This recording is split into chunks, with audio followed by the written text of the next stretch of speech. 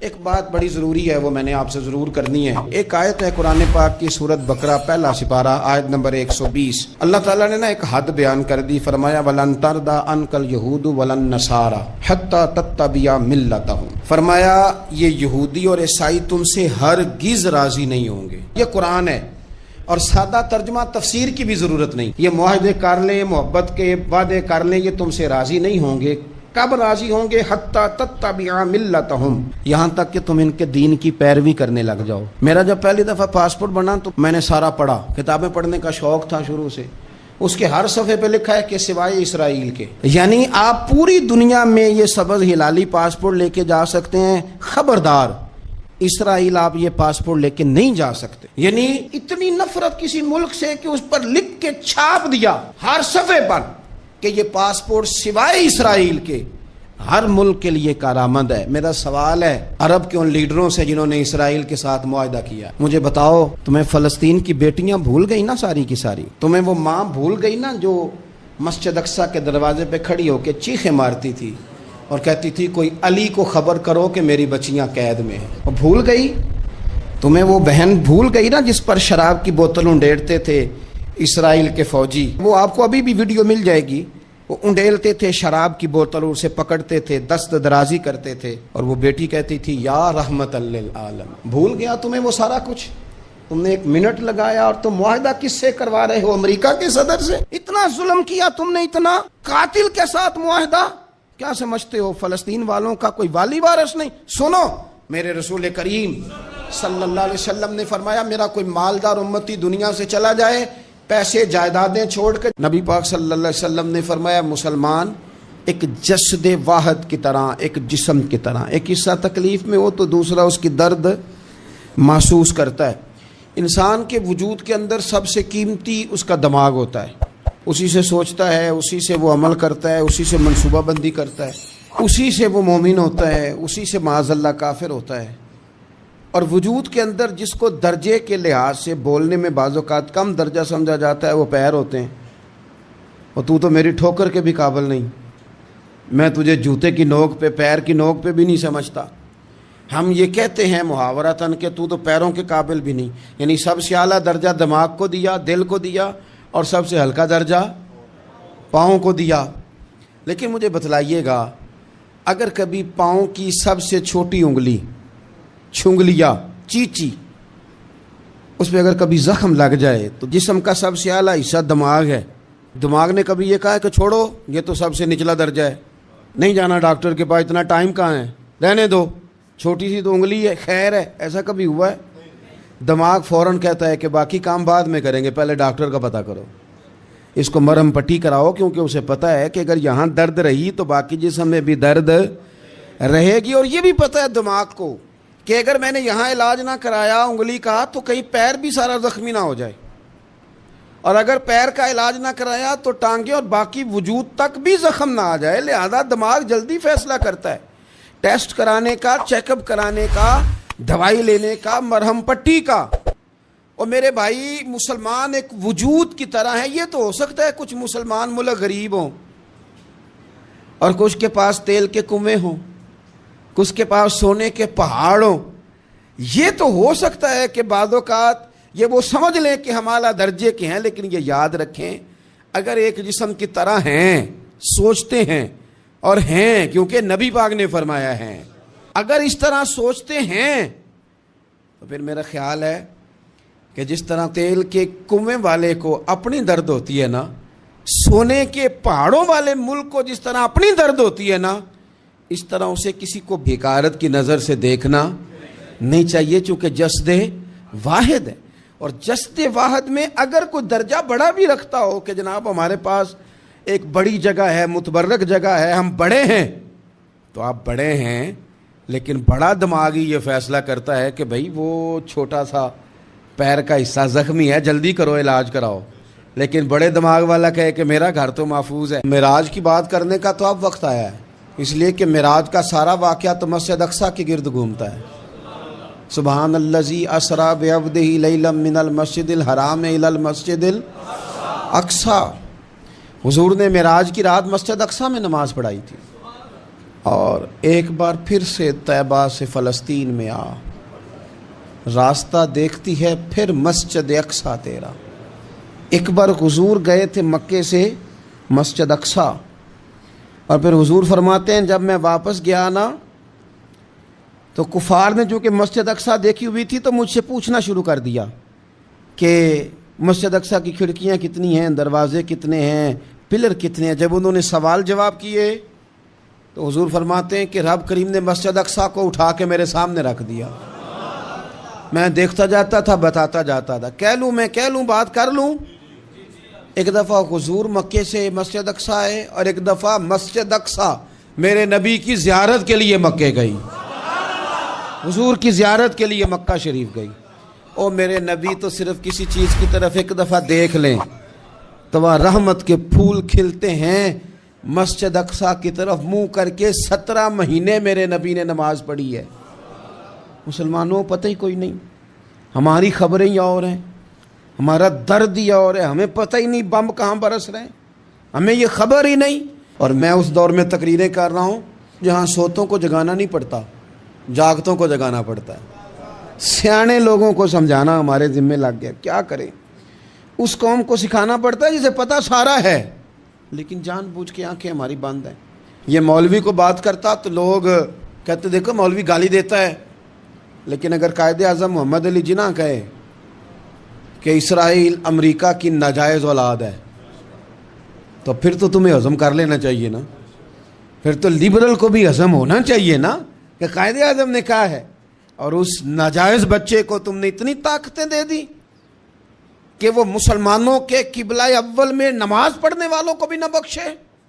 کہاں گئی تمہاری وہ انسانی حقوق کی بڑی بڑی تنظیمیں، کدھر گئی؟ اور میرا پاکستانی میڈیا سے بھی سوال ہے، چند دن پہلے سیالکوٹ میں ایک واقعہ ہوا، ناانصافی ہو گئی جی، ناانصافی ہو گئی جی ایک بی بی کے ساتھ۔ ہر بندے نے شور مچایا، بڑے بڑے طوفان اٹھتے ہیں، کیوں ہوا جی کیوں ہوا؟ تو مسجد اقصیٰ کی توہین ہو گئی تو پھر طوفان کیوں نہیں اٹھا؟ ٹاک شو کیوں نہیں ہوئے؟ بحثیں کیوں نہیں ہوئی؟ میں اس موم بتی مافیا کا کیا کروں؟ ان لبرل لوگوں کا کیا کروں؟ ان کے سپورٹروں ووٹروں کا کیا کروں؟ ان سیاسی جماعتوں کے کارکنوں کو کیا نام دوں کہ جو ان فضول بحثوں میں تو وقت ضائع کرتے ہیں، اور وہ مسجد اقصیٰ جس کے بارے میں میرے نبی پاک صلی اللہ علیہ وسلم سے ایک صحابیہ نے پوچھا تھا، یا رسول اللہ مسجد اقصیٰ میں نماز پڑھنا کتنا کو بہتر ہے باقی نمازوں کے مقابلے میں؟ تو حضور نے فرمایا 1000 گنا بہتر ہے۔ بی بی عرض کرنے لگی سونیا میں جا تو نہیں سکتی، دل بڑا کرتا ہے۔ تو حضور نے فرمایا جا نہیں سکتی تو وہاں تیل ہی بھجوا دے، جس میں حاضری لگوانے کی حضور بات کریں جس مسجد میں۔ اور نبی پاک علیہ السلام نے فرمایا خاص کر کے سفر کرنا ہوا تو 3 مسجدوں کے لیے کرنا، ایک مسجد حرام بیت اللہ کے لیے، ایک مسجد نبوی کے لیے، اور تیسرا مسجد اقصیٰ کے لیے۔ بیت المقدس مسجد اقصیٰ معمولی جگہ نہیں، حضور نے فرمایا 3 سفر کرو تو سمجھنا ہم عبادت کر رہے ہیں۔ کون کون سے؟ فرمایا اگر بیت اللہ جاؤ تو عبادت سمجھ کے جانا، مسجد نبوی کی طرف جاؤ تو عبادت ہے، اور مسجد اقصیٰ کی طرف جاؤ تو یہ بھی عبادت ہے۔ اور فرمایا مسجد اقصیٰ میں جس نے ایک نماز پڑھی اسے 25,000 نمازوں کا ثواب ملے گا۔ اور میرے رسول پاک نے یہ وہ مسجد ہے جس کے ساتھ معراج شریف جڑا ہوا ہے۔ قرآن پاک نے کہا کہ اس مسجد میں سبحان الذی اسری بعبدہ لیلا من المسجد الحرام الی المسجد الاقصی۔ مسلمانوں قرآن کہتا ہے کہ تمہارے معراج کی شان رسول پاک کی مسجد اقصیٰ سے جڑی ہے۔ جس محبوب کو رب معراج کرائے تو مسجد اقصیٰ میں لا کے کرائے۔ وہ جگہ معمولی جگہ ہے، وہ معمولی جگہ ہے مسجد اقصیٰ۔ نبی پاک نے وہاں نبیوں کی امامت کرائی، 17 مہینے اس مسجد کی طرف منہ کر کے تیرے اور میرے رسول نے نمازیں پڑھی۔ چھوٹی جگہ ہے، اور پوری دنیا کا مسلمان اسے چاہیے شرم سے گڑ جائے۔ ایک امریکہ کا صدر بول کے کہتا ہے کہ اسرائیل کو اجازت ہے اسے دارالحکومت بنائے، اور مسلمان حکمران بیان دے رہے ہیں ظالموں لٹیروں تم اپنی سیاستیں چمکانے کے لیے پہلے ایک دوسرے کو گالیاں دیتے ہو، پھر اکٹھے بیٹھ جاتے ہو نمبرنگ کرنے کے لیے۔ تم دین کے اس مسئلے میں سارے اکٹھے کیوں نہیں بیٹھے؟ سارے پاکستان کے سیاستدانوں کو، علماء اور مشائخ کو چاہیے تھا ایک پیج پہ اکٹھے ہوتے، اکٹھے بیٹھ کے ایک بیان ہی دے دیتے، ایک بات ہی کر دیتے۔ پھر میرا سلوٹ ہے ترکی کے صدر کو، پھر میرا سلوٹ ہے ترکی کے صدر کو۔ اس نے بہت عرصہ پہلے کہا تھا مسجد اقصی میری خواب میں آئی تھی اور رو کے کہتی تھی آئے مجھے کوئی صلاح الدین ایوبی کا ماننے والا، کوئی آئے مجھے بچائے۔ کہتے میری خواب میں آئی تھی اور روتی تھی، کہتی تھی کوئی آئے۔ اور ایک شاعر نے کہا مسجد اقصی نبی پاک کو بھی بلاتی ہے، کہتی ہے ایک بار پھر طیبہ فلسطین میں آ، راستہ دیکھتی ہے پھر مسجد اقصی تیرا، ایک بار پھر سے طیبہ سے فلسطین میں آ، راستہ دیکھتی ہے پھر مسجد اقصی تیرا۔ کوئی بولا ہے نہیں اتنا مقدس مقام، چھوٹے چھوٹے بیان، اور کہیں اکٹھے ہو جاؤ، میں بتاتا ہوں تمہیں مسئلے کا حل کیا ہے، میں بتاتا ہوں۔ دو کام کرو، ایک کام وہ کرو جو حضرت سلمان فارسی نے کیا تھا، سنو حل سنو مسئلے کا، میں چھوٹا آدمی ہوں پر حل سنو مسئلے کا۔ زندگی میں ایک کام مسلمان کر لے، جٹ بن کے، بھٹ بن کے، رائی بن کے، پاکستانی، مصری، سعودی بن کے بڑا جی لیا۔ ایک کام وہ کرے جو حضرت سلمان نے کیا تھا۔ جب ایک کافر نے پوچھا آپ کا نام کیا ہے تو فرمایا میرا نام اسلام ہے۔ بولیے سارے میرا نام، کہا تمہارے باپ کا نام، فرمایا اسلام۔ دادا کا نام، کہا اسلام۔ پردادا کا نام، بازو تیرا توحید کی قوت سے کمی ہے، اسلام تیرا دیس ہے تو مصطفی ہے۔ ایک کام وہ کرو جو حضرت سلمان نے کیا تھا۔ کافر جب پوچھے تو کہو ہم سارے اسلام ہیں، ہم سارے کیا ہیں، ہم پہلے مسلمان ہیں، باقی بعد میں کچھ اور چیز۔ دوسرا کام وہ کرو جو حضرت امیر معاویہ نے کیا تھا۔ سن لو یہ حال ہے اس مسئلے کا، سنو۔ حضرت مولا علی شیر خدا رضی اللہ تعالیٰ عنہ اور جناب امیر معاویہ کی جنگ ہو رہی تھی، لڑائیاں ہو رہی تھی، اختلافات تھے، فوجیں بیٹھی تھی، حضرت مولا علی اور جناب امیر معاویہ کی جنگ ہو رہی تھی۔ تو روم کے بادشاہ نے، عیسائی بادشاہ نے حضرت علی کو خط لکھا کہ میں تیرے اوپر حملہ کرنے والا ہوں۔ خط لکھا نا حضرت علی کو، تو جواب حضرت امیر معاویہ نے دیا۔ چاہیے تھا نا مولا علی جواب دیتے، حضرت امیر معاویہ بولے اور بول کے کہنے لگے اور روم کے کتے، ہم گھر میں جتنا مرضی لڑے، یہ نہ سمجھنا تو علی پہ حملہ کرے گا تو میں تماشا دیکھوں گا۔ فرمایا تو علی پہ حملہ کر تو صحیح، علی سپہ سالار ہوگا اور امیر معاویہ اس کا سپاہی ہوگا۔ گھر میں جتنا مرضی لڑے پر رسول اللہ کے نام پہ ہم اکٹھے ہو جایا کرتے، یہ رسول اللہ کا دین ہے، اس پہ ہم اکٹھے ہیں، یکجان ہیں۔ فرمایا علی سپہ سالار ہوگا اور امیر معاویہ سپاہی ہوگا، اکٹھے نکلیں گے اور کفر کو بتائیں گے کہ اگر تم مسلمانوں کی طرف دیکھو گے پھر ہم یکجان ہیں، پھر ہم، بولیے پھر ہم گنبد خضرا کے سائے تلے ایک ہیں، ایک ہیں، ایک تھے اور ایک رہیں گے۔ اس لیے یہ دو کام اگر مسلمان کرے، دو کام، ٹھیک ہے اختلاف ہو گئے، بڑا کچھ ہو گیا، لیکن ان سے کہیں کہ جب تم آؤ گے تو پھر ہمیں علیحدہ نہیں پاؤ گے، پھر ہمیں تم اکٹھے پاؤ گے، اکٹھے میدان میں نکلیں گے۔ اور کوئی اتنی لمبی چوڑی بات نہیں، میں کیا کروں، میرا تو آئیڈیل بنتا جا رہا ہے طیب اردگان۔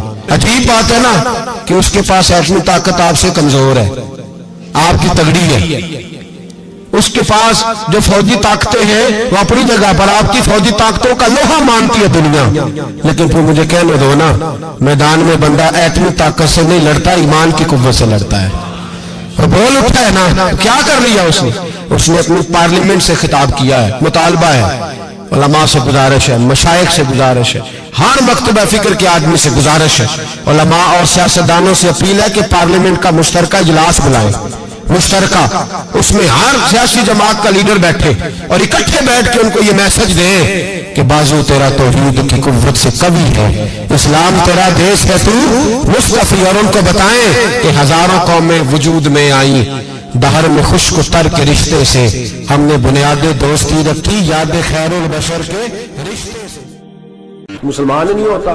صلاح الدین ایوبی اپنے خیمے میں بیٹھے تو ایک بی بی آ گئی، اس قبیلے کا کوئی شخص مسلمان نہیں ہوتا، بی بی آئی، آگے کہنے لگی میرے 4 بیٹے جنگ میں کھو گئے، چھوٹے چھوٹے بچے، جنگ میں کھو گئے مل نہیں رہے، فوجیوں کو حکم دے مجھے میرے بچے تلاش کر کے دیں۔ صلاح الدین ایوبی نے جھٹ پٹ سر پہ امامہ باندھا، نیزہ پکڑا، سینے بند باندھا، اپنے جبے کو سمیٹا اور باہر کہنے لگی تو کدھر جا رہا ہے؟ کہنے لگا میں خود تیرے بچے تلاش کر کے دوں گا۔ صلاح الدین چند سپاہی ساتھ میں گلی گلی نکلے، گلی گلی فجر کے نکلے، اثر ہو گئی، تھک گئے، 2 نمازیں صحرا میں پڑھی، جنگل کے اندر پہنچے تو ایک کونے میں 4 بچے ایک جگہ ڈرے اور سہمے ہوئے بیٹھے ملے۔ صلاح الدین ایوبی اٹھا کے لائے، ماں کو کہنے لگے تیرے بچے ہیں۔ نکلا اس لیے تھا کہ میرے نبی نے فرمایا بچے جدا ہوں تو ماں کو درد بڑا ہوتا ہے، اور میرے رسول نے فرمایا تھا جب جنگ کرنے جاؤ تو کھیت برباد نہ کرنا، فصلیں تباہ نہ کرنا، بچوں کو ماں سے جدا نہ کرنا۔ فرمایا میں سوچ رہا تھا تیرے بچے کہیں میری وجہ سے جدا ہو گئے تو مصطفیٰ کو جواب کیا دینا؟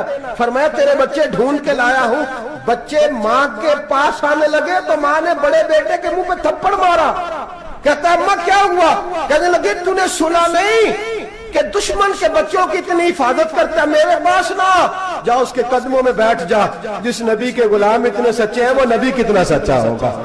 بنو قریظہ اور بنو نذیر 2 محلے تھے یہودیوں کے۔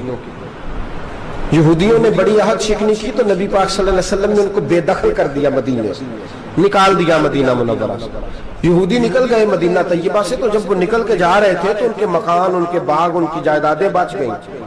نبی پاک علیہ السلام نے انصار مدینہ کو پہلے بلایا۔ جاگ رہے ہیں نا آپ لوگ؟ پیسے آتے کسی کو برے لگتے ہیں؟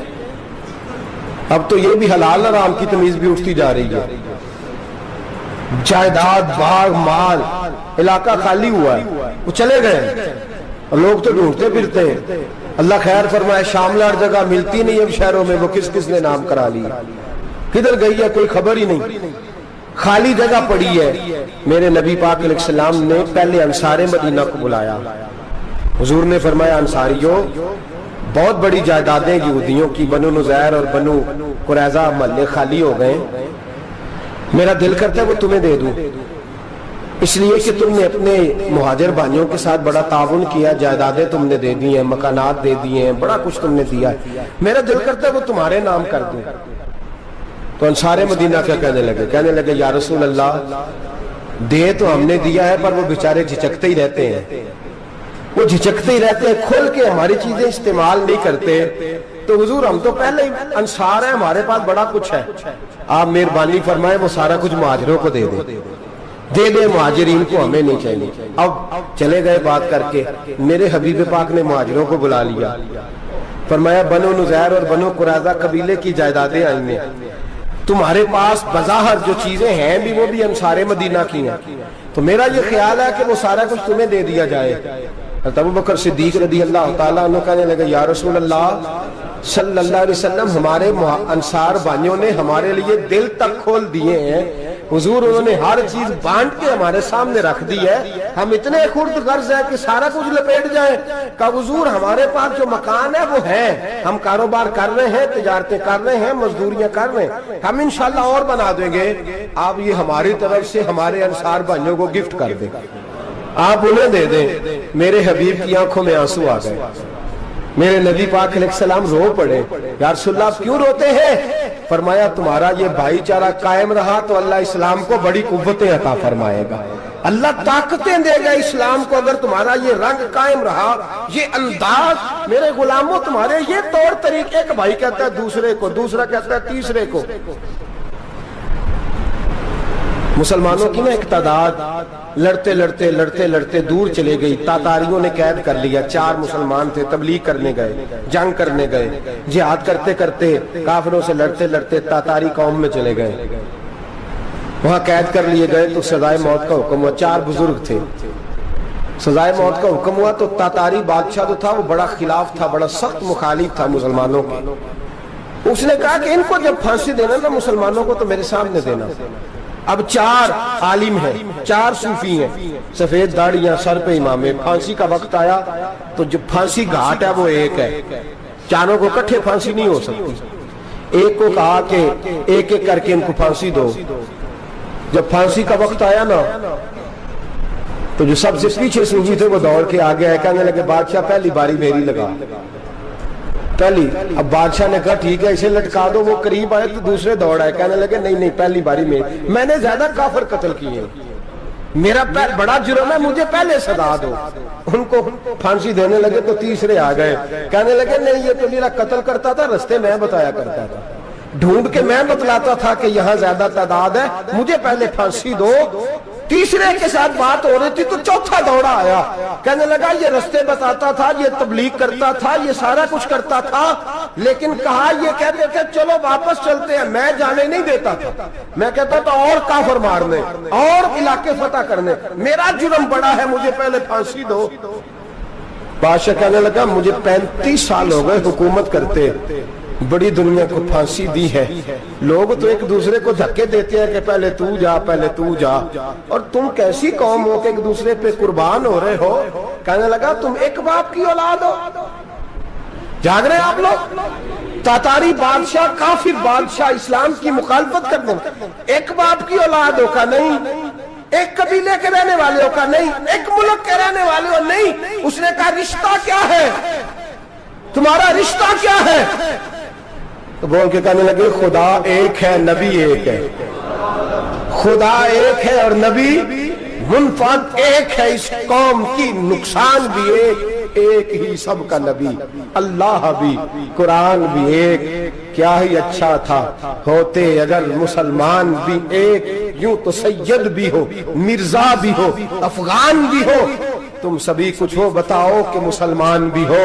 فرمایا ہمارا اللہ ایک ہے, نبی ایک ہے, تو کہا پھر ایک دوسرے پہ جان کیوں دیتے ہو؟ فرمایا ہمارے نبی نے ہمیں بھائی بھائی بنا دیا ہے, بھائی کا دل نہیں کرتا اس کی آنکھوں کے سامنے بھائی چلا جائے, ہمارا دل نہیں کرتا پہلے مجھے دے پہلے مجھے دے. بادشاہ کہنے لگا تمہارا جذبہ مجھے متاثر کر گیا, جاؤ میں تم چاروں کو آزاد کرتا ہوں, تمہیں آزاد کرتا ہوں. میرے دوستو یہ رنگ تھا, دیکھیں نا, یہ اس دھرتی نے نظام دیکھا ہے نا, اس فلک نے پہلی بار دیکھا, اس زمین نے پہلی بار, اور میرے حضرت صاحب فرمایا کرتے تھے زمین تڑپ کے روئی, اس نے پہلی دفعہ دیکھا. احد کا میدان ہے, 3 صحابہ تپتی ہوئی زمین پہ زخموں سے چور چور پڑے ہیں. حضرت انس بن نضر رضی اللہ تعالیٰ عنہ پانی کا پیالہ لے کے پہنچے, ایک زخمی سے کہا تجھے پانی پلانا ہے, تو کہنے لگا میرے زخم تھوڑے ہیں, وہ جو ساتھ پڑا اس کے زخم گہرے ہیں, پہلے اسے پانی پلا دے, جا اسے دے دے. اس کے پاس پہنچے تو وہ کہنے لگا وہ مجھ سے پہلے گرا تھا, اس کا زخم زیادہ گہرا ہے, اسے پانی پلا. تیسرے کے پاس گئے تو کہنے لگا چوتھا تڑپ زیادہ رہا ہے, اس کی عمر زیادہ ہے, میں تو جوان ہوں برداشت کر لوں, بڑھاپے کی وجہ سے نڈھال ہو گیا, پہلے اسے پانی پلا. چوتھا کہنے لگا 5ویں کے پاس جا, 5واں کہنے لگا 6ٹھے کے پاس جا. حضرت انس بن نضر کہتے میں رو پڑا, میں نے کہا محمد کے غلاموں, رسول نے تمہیں کیسا جذبہ دے دیا ہے, زبانیں پیاس سے باہر ہے لیکن تمہاری اخوت مرتے دم تک قائم ہے. کہتے میں 7ویں کے پاس گیا تو کہنے لگا اگر 6 قربانی دے سکتے ہیں تو مجھے خود غرض نہ سمجھ, میں نے نہیں پانی پینا, جا پہلے کے پاس لے جا. کہتے میں پہلے کے پاس آیا تو روح پرواز کر گئی, دوسرے کے پاس آیا تو روح پرواز کر گئی, میں 7ویں تک آیا تو انتقال کر گئے. کہتے ہیں پانی کا پیالہ میں نے اٹھایا اور میں نے زمین پہ رکھا تو میں نے کہا پانی گواہ رہنا, محمد کے غلام مر تو جاتے ہیں پر ایک دوسرے کا خیال بڑا رکھا کرتے ہیں, گواہ رہنا یہ مر جایا کرتے لیکن ایک دوسرے کا درد. میرے دوستو لٹا ہوا برما, روتے ہوئے مسلمان, سسکیاں اور آہیں لیتی ہوئی مائیں پوچھتی ہیں اے خاصا اے خاصان رسول, وقت دعا ہے, امت پہ تیری آ کے عجب وقت پڑا ہے.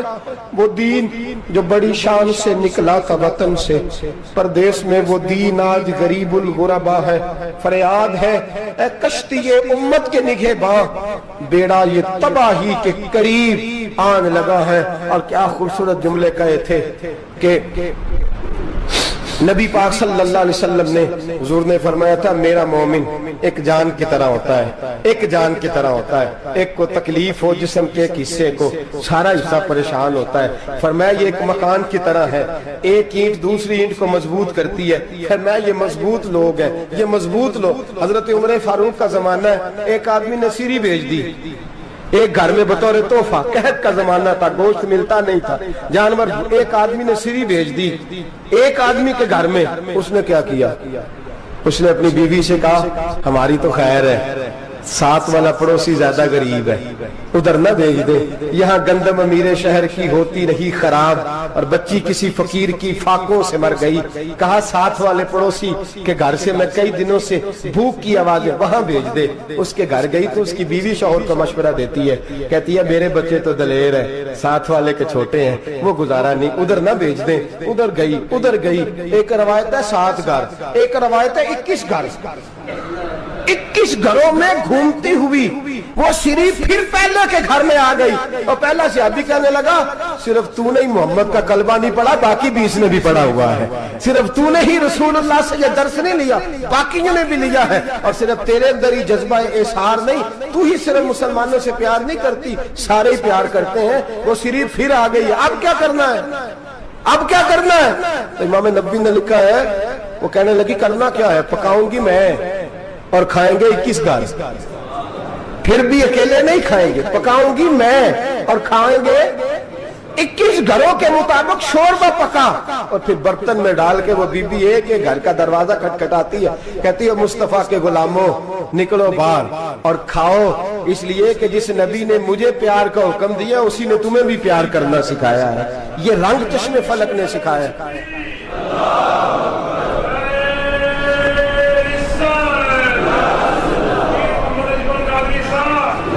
आपकी बड़ी मेहरबानी, जिंदाबाद वही है जिसको अल्लाह रसूल जिंदाबाद फरमाए, बड़ी मेहरबानी, अल्लाह जज़ा दे। अर्ज ये करने जा रहा था कि रसूल करीम सल्लल्लाहु अलैहि वसल्लम ने पैगाम दिया उम्मत को, फरमाया देखे ना कितने बड़े लफ्ज हैं। ये नहीं फरमाया दोज़ख में जाएगा, ये नहीं फरमाया कि उसे जहन्नम की सजा मिलेगी। मेरे नबी ने फरमाया मैं उसे मोमिन मानता ही नहीं, मैं उसे मुसलमान अपना मानता ही नहीं। हुजूर किसे?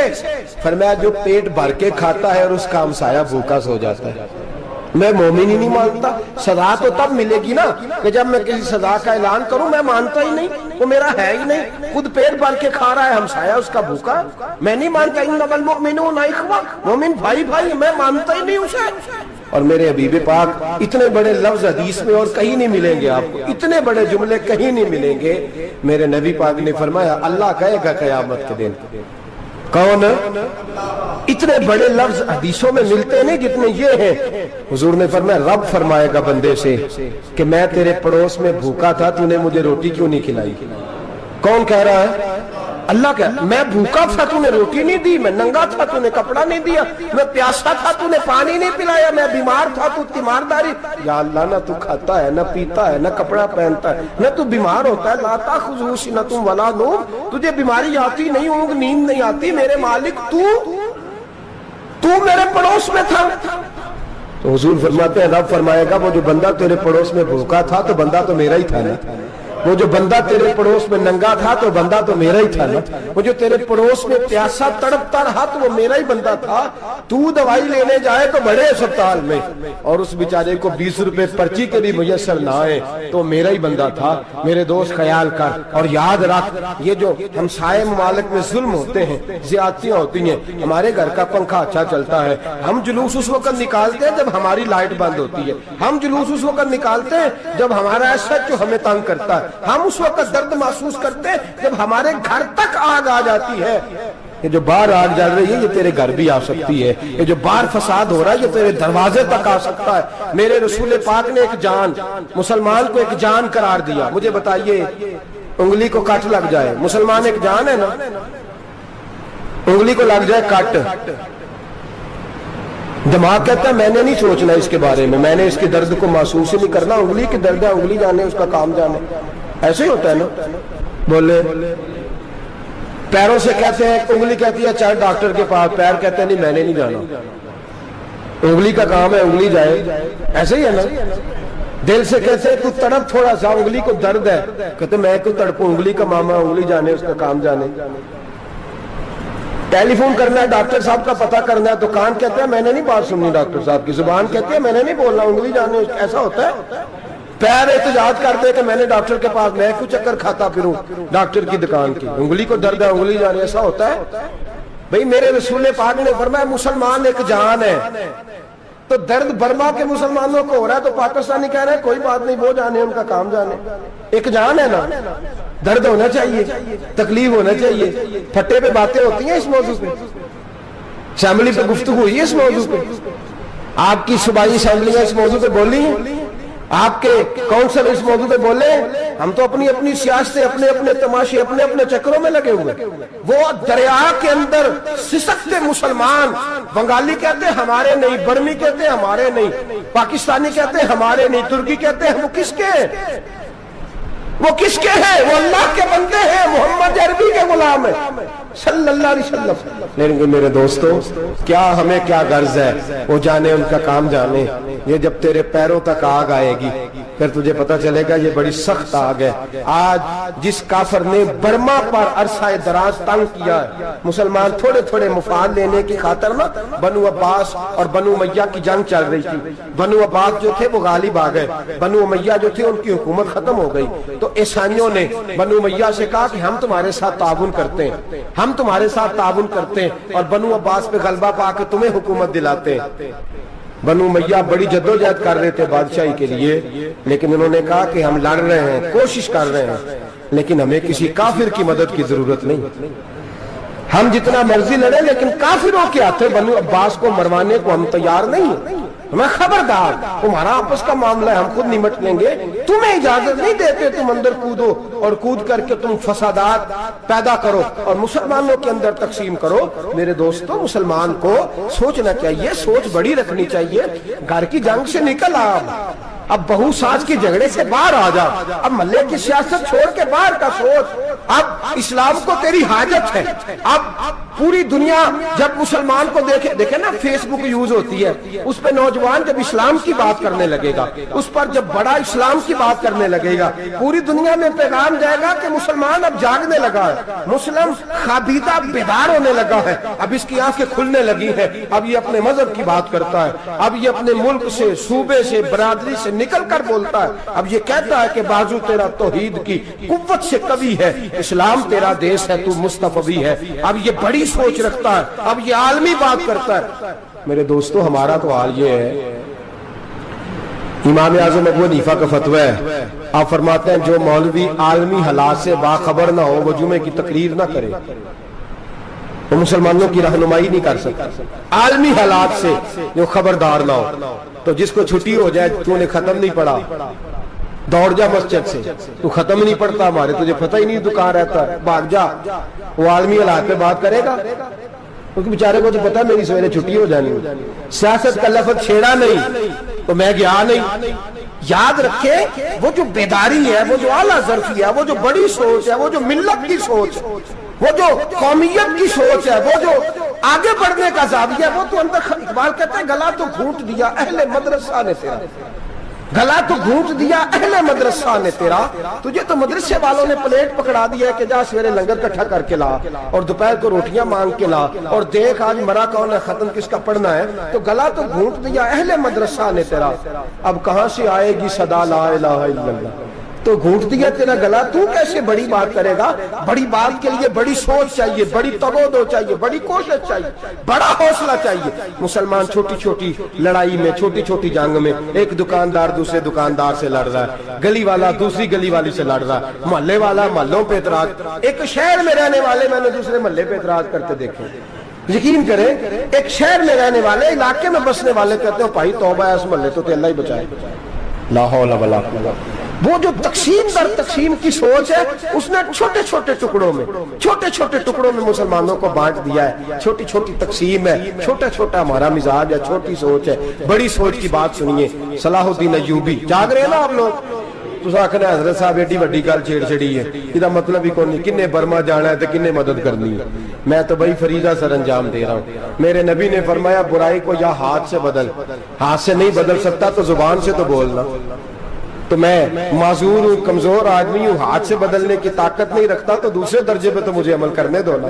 اثر کرے نہ کرے سن تو لے میری فریاد، نہیں ہے داد کا طالب یہ بندہ آزاد. رونے تو دو، تڑپنے تو دو، آہیں تو بہانے دو، سسکیاں تو لینے دو، مار کھائیے تو تڑپنے تو دو. وہ قرآن پاک برما میں پابندی لگی ہے تو میں یہاں سوچنے لگا ہوں کہ وہاں تو پابندی لگی ہے، یہاں پہلے لوگ کوئی نہیں پڑھتی. معاذ اللہ تعالیٰ حالات دن پہ دن مسلمانوں کے لیے ایک ایک کر کے. افغانستان میں جو آگ لگی تھی، پھر وہ عراق میں بھی لگی، پھر وہ لیبیا میں بھی لگی، پھر وہ مصر میں بھی لگی، پھر وہ یمن میں بھی لگی. सऊदी अरब में धमाके हुए, मेरा दिल तड़पा है, मुझे परेशानी हुई। मैं बच्चे पास थे, मैं बड़ा डिस्टर्ब हुआ। मैंने कहा यार ये हमारा सबका इज्माई अकीदत का मरकज है। हम कम से कम 1000 इख्तलाफ के बावजूद कहा करते थे कि अरब में अमन है यार, वहाँ सुकून है, वहाँ दुकानें खुली छोड़ के लोग चले जाते हैं। वहां भी फसाद होने लगा, वहां भी आग बढ़ गई है। लेकिन हम सिर्फ छोटी छोटी करके जब आग बुझाने की कोशिश करेंगे, उस वक्त आग नहीं बुझेगी। जब हर आदमी अपने प्याले में पानी लेके आएगा, हर शख्स अपने घर की नल चलाएगा, हर शख्स नलका चलाएगा और पानी निकाल के ये आग बुझाएगा, तब ये आग बुझेगी। हर आदमी को किरदार, सोच बड़ी करे, नजरिया बड़ा करे, मिल्लत की बात करे, मुसलमान होके सोचे, मुसलमान होके सोचे खुदारा निकले ये घर के झगड़ों से, थोड़ी देर के लिए अपने आप को बड़ा करे, बड़ी सोच आप बनाए। जब दोस्तियां लगाए, गिराने लगाए, फिर छोटे मोटे हिसाब से बचे। बाबा बुल्ले शाह साहब फरमाते, कोरे वर्क किताब नहीं हुंदे, कोरे वर्क किताब नहीं हुंदे, पत्थर दिल गुलाब नहीं हुंदे। ओ बुल्लिया यारी सोच के लाई, यारा नाल हिसाब नहीं हुंदे। फिर जरा निकले इस हिसाब किताब से बाहर, बुल्लिया यारी सोच के लाई, यारा नाल साहब नहीं होंगे। फिर जरा बड़ा ज़हन करे, छोड़े अपने हिसाब। युसिरून अला अनफुसिहिम वलनबलुवन्नकुम बिशैइन मिनल खौफि वल जु'i व नक्सिन मिनल अमवालि वल अनफुसि वस समरात। फिर हिसाब किताब से निकले, फिर इमाम अली मकाम की तरह ये सोच बनाए कि हुसैन के बच्चे चले जाए तो कोई हर्ज नहीं, उम्मत पर आंच नहीं आनी चाहिए।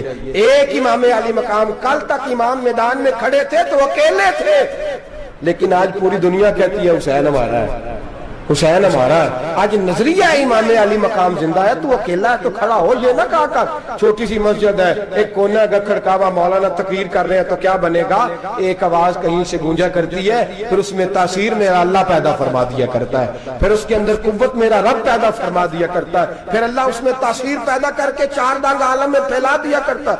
सलाहुद्दीन अय्यूबी, मुसलमानों पे जुल्म हुआ, फलस्तीन में आग लगी और पूरे फलस्तीन की गलियां खून से भर गई। एक दिन के अंदर 70,000 मुसलमान कत्ल हुआ। घोड़ों से सड़कों पे चला नहीं जाता था, घोड़े फिसलते थे, इतना खून था।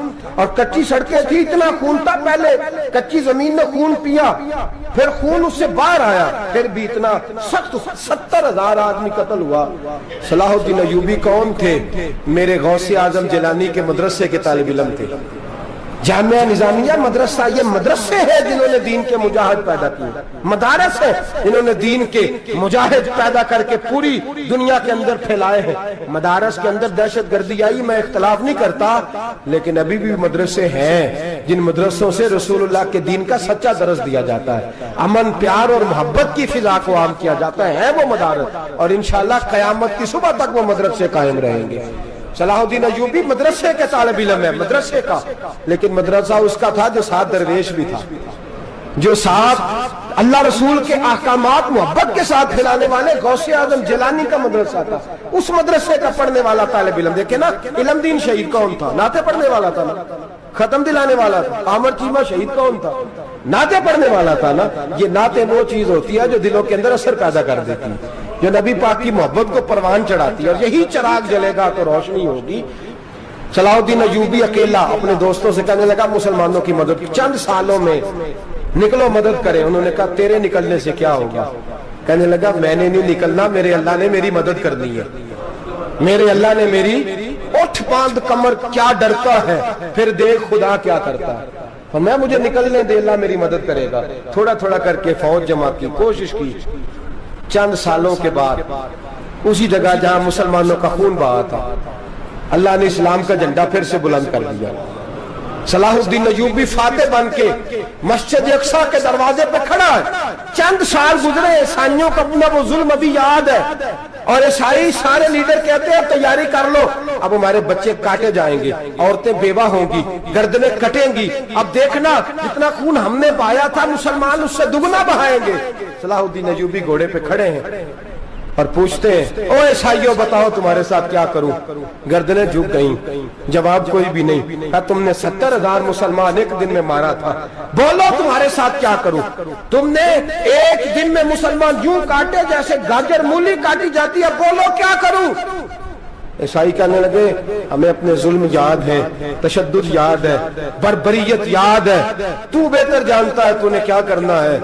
صلاح الدین ایوبی گھوڑے پہ فاتح کھڑا ہے، آنکھوں میں آنسو آئے، تڑپ کے رویا، کہنے لگا میں تمہارے ساتھ وہی سلوک کروں گا جو میرے مصطفیٰ نے قریش مکہ کے ساتھ فرمایا تھا، لا تصریب علیک، جاؤ تم پر کوئی زیادتی نہیں، جاؤ تم آزاد ہو۔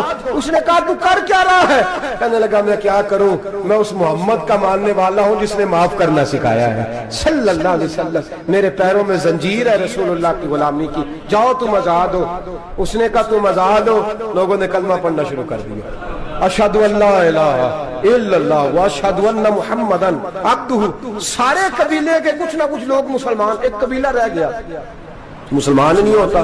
صلاح الدین ایوبی اپنے خیمے میں بیٹھے ہیں تو ایک بی بی آ گئی، اس قبیلے کا کوئی شخص مسلمان نہیں ہوتا۔ بی بی آئی، آگے کہنے لگی میرے 4 بیٹے جنگ میں کھو گئے، چھوٹے چھوٹے بچے جنگ میں کھو گئے، مل نہیں رہے، فوجیوں کو حکم دے مجھے میرے بچے تلاش کر کے دیں۔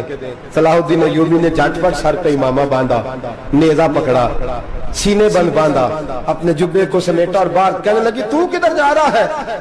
کہنے لگا میں خود تیرے بچے تلاش کر کے دوں گا۔